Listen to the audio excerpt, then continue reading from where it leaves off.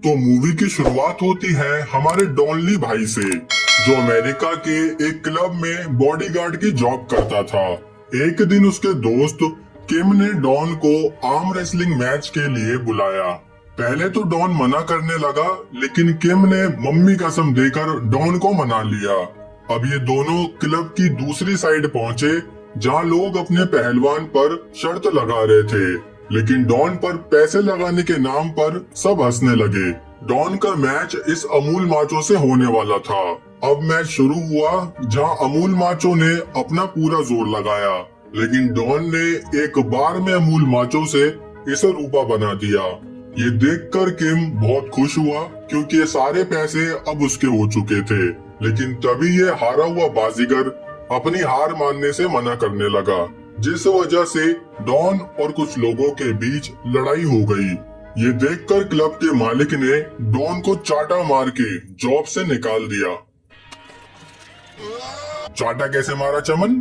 अब डॉन की बॉडी की वजह से उसे एक मॉल में सिक्योरिटी की जॉब मिल गई, जहां वो बहुत सिंपल सी लाइफ जी रहा था। एक दिन किम ने डॉन को कॉल करके कहा कि तुम कोरिया आ जाओ, क्योंकि यहाँ एक आर्म रेसलिंग का कंपटीशन होने वाला है और जीतने वाले को इंटरनेशनल लेवल पर खेलने का मौका मिलेगा। ये सुनकर डॉन खड़ा हुआ और अपने मेडल्स को देखते हुए जिंदगी की नई शुरुआत करने निकल गया। यहाँ से डॉन कोरिया में पहुंचा, जहाँ उसे किम अपनी सस्ती टार्जन से लेने आया। यही हमें पता चला कि अमेरिका में रहने की वजह से डॉन की कोरियन लैंग्वेज को जंग लग गया था। अब यहाँ से एक रेस्टोरेंट में पहुँचे, जहाँ खाने के बीच किम के दूर के रिश्तेदार आ गए। डॉन ने छोटी बच्ची की जगह इस आदमी को आशीर्वाद देते हुए कहा कि सदा सुहागन रहो। ये देखते ही रिश्तेदार यहाँ से भाग गए। खैर, अब किम ने बताया कि वो रेसलिंग में डॉन का एजेंट बनना चाहता है, जिससे वो थोड़ा पैसा कमा सके और उसी पैसे से वो डॉन का खर्चा भी उठा लेगा।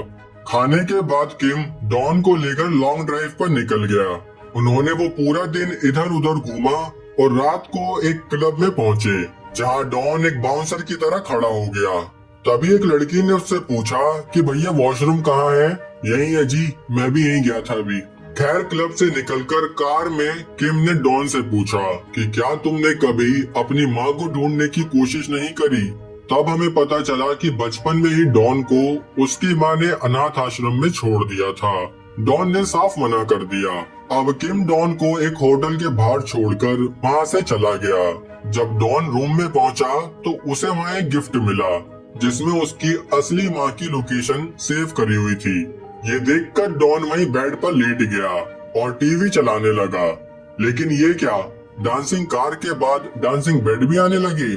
दूसरी तरफ किम एक यू नाम के मिलियनर से मिलने पहुंचा। असल में वो चाहता था कि डॉन पर यू अपना पैसा लगाए। यू ने किम से हाथ मिलाने की जगह उसके दोनों पैर ही मिला दिए, लेकिन डॉन की वीडियो देखकर यू पैसा लगाने के लिए तैयार हो गया।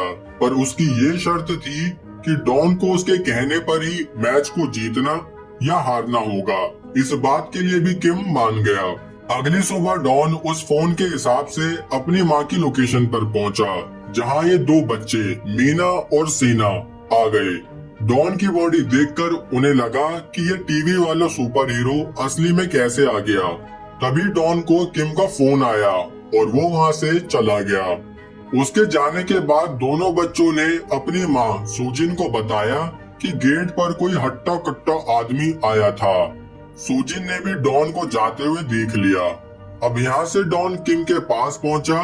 फिर किम डॉन को उसके स्पॉन्सर यू से मिलवाने के लिए लेके आया। यहाँ सुजिन का अपना एक कपड़ों का स्टोर था, जिसकी मार्केट बहुत डाउन चल रही थी। तभी सुजिन ने देखा कि वो घर पर आया हट्टा कट्टा आदमी यू के साथ कहीं जा रहा था, और वो यू को इसलिए जानती थी क्योंकि उसने यू से काफी पैसे उधार ले रखे थे। अब यहाँ ऊपर क्लब में डॉन के ऊपर पैसा लगने लगा, लेकिन उसके आगे कोई टिक ही नहीं पा रहा था, जिससे खुश होकर यू के बॉस चैंग ने डॉन को 5 सितारा होटल में रहने के लिए रूम दिया। खुशी देख रहे हो? तभी किम को यू का मैसेज आया कि कल के मैच में डॉन को पहला राउंड तो जीतना है, लेकिन दूसरा राउंड उसे हारना ही होगा। ये जानकर किम डर गया कि अब डॉन को हारने के लिए कैसे मनाए। लेकिन जब वो दोनों डिनर कर रहे थे तब इस बात के लिए डॉन आसानी से मान गया। अगली सुबह सूजिन बच्चों को स्कूल के लिए तैयार कर रही थी कि तभी उसने एक मिठाई का डिब्बा निकाला जिसमें कुछ पुरानी फोटोज थी। उन फोटो में छोटा डॉन अपनी माँ के साथ खड़ा था। बाहर ये दोनों बच्चे फिर से डॉन से टकराए, जिससे मीना तो खुश हो गई, लेकिन सीना बोला, अंकल अगर आप दोबारा मेरे घर के आसपास दिखे तो मैं आंटी पुलिस को बुला लूंगा। यहाँ से सीन कोरिया के नंबर 1 आर्म रेसलर कॉम्बो पर आया, जिसे यू ने फोन करके शाम को अपने क्लब में बुला लिया ताकि डॉन पर मोटा पैसा लगाने से पहले वो उसकी पावर और अच्छे से देख पाए। अब शाम को रेसलिंग मैच शुरू हुआ, जहां सबसे पहले डॉन से भिड़ने ये 7 फुट का आदमी आया, लेकिन डॉन ने 7 फुट को 7 फुटिया बनाने में ज्यादा देर नहीं लगाई।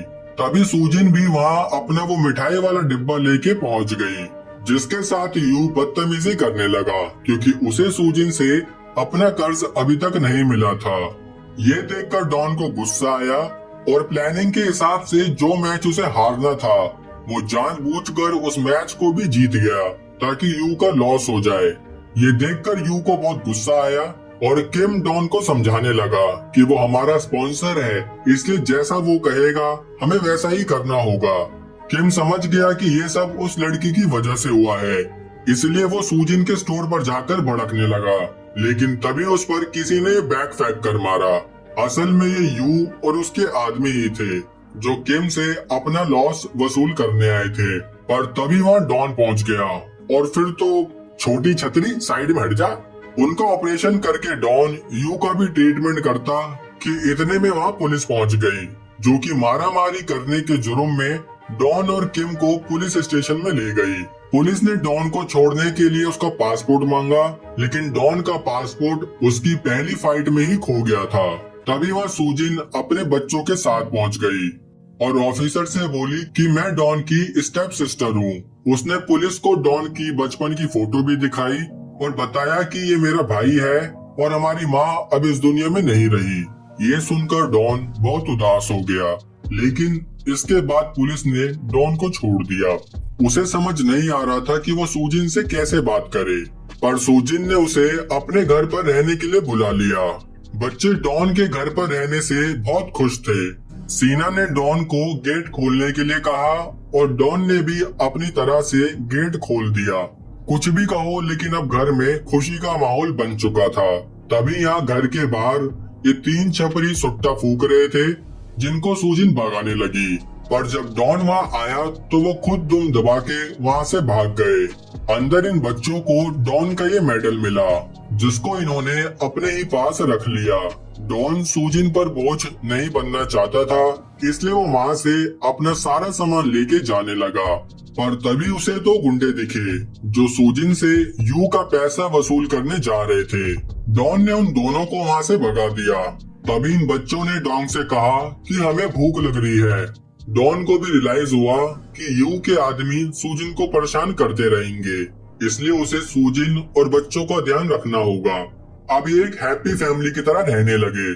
डॉन घर को भी साफ करके और खाना पीना बनाकर सूजिन की मदद करने लगा, लेकिन इन सब में किम को पैसों की दिक्कत हो रही थी, इसलिए उसने अपने एक न्यूज रिपोर्टर दोस्त को कॉल करी, जिससे वो डॉन के ऊपर एक इंस्पिरेशनल डॉक्यूमेंट्री बना सके, जिसके लिए उसने डॉन को भी जैसे तैसे मना लिया।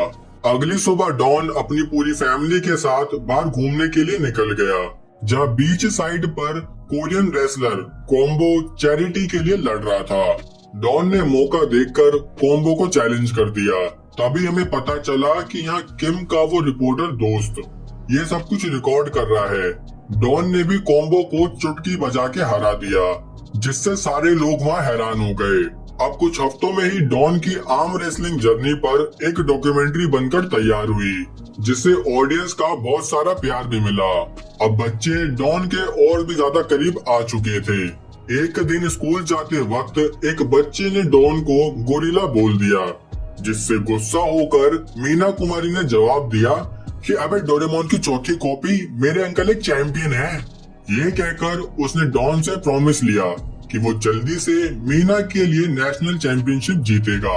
यहाँ से सीन किम के डैड पर आया, जो बेचारे काफी बूढ़े हो चुके थे, लेकिन अपनी जिंदगी का गुजारा करने के लिए उन्हें अभी भी काम करना पड़ रहा था और इसी वजह से हमेशा किम को भारी मात्रा में पैसे चाहिए होते हैं ताकि वो अपने पापा को घर पर आराम करा सके। यहाँ डॉन जब घर आया तो सीना ने उसे बताया कि नानी हमेशा आपको बहुत सारे ईमेल्स भेजा करती थी, लेकिन वो ईमेल आईडी डॉन की थी ही नहीं। उस ईमेल में यही लिखा था कि उन्हें अपने किए पर बहुत पछतावा है, शायद वो मरते दम तक भी खुद को माफ ना कर पाए। साथ ही सूजिन उनकी बेटी नहीं बल्कि मुंह बोली बेटी है, जो डॉन की माँ का बहुत ध्यान रखा करती थी। अगले दिन ये सभी डॉन की मॉम की कब्र पर पहुँचे, जहाँ सूजिन ने डॉन को बताया कि माँ अपनी आखिरी सांस लेते हुए भी तुम्हें याद कर रही थी और वो तुमसे अपने किए की माफी मांगना चाहती थी। तब डॉन ने सूजिन से कहा कि तुमने मुझे सच क्यों नहीं बताया कि तुम मेरी बहन हो ही नहीं। सूजिन बोली कि मैं बस बताने वाली। तब डॉन बोला कि मुझे लगा मुझे एक परिवार मिल गया है, लेकिन मैं गलत था। ये कहकर वो वहाँ से जाने लगा। तभी किम भी उसे रोकने आया, पर डॉन गुस्से में बोला कि तुम तो रहने ही दो यार, तुमने बस हमेशा मेरी पावर से खुद का फायदा कैसे हो, बस यही सोचा है। यहाँ से सीन यू पर आया, जिसने चैंपियनशिप के लिए एक बड़े डेंजरस रेसलर बोंग को हायर कर लिया। बोंग अपने अपोनेंट को हराने के साथ साथ उसका हाथ भी तोड़ देता था। खुद की पावर बढ़ाने के लिए बोंग ने ड्रग्स का भी काफी यूज किया था। चैंपियनशिप के लिए डॉन भी अपनी पूरी जान लगाने लगा। आखिरकार वो चैंपियनशिप का दिन आ ही गया।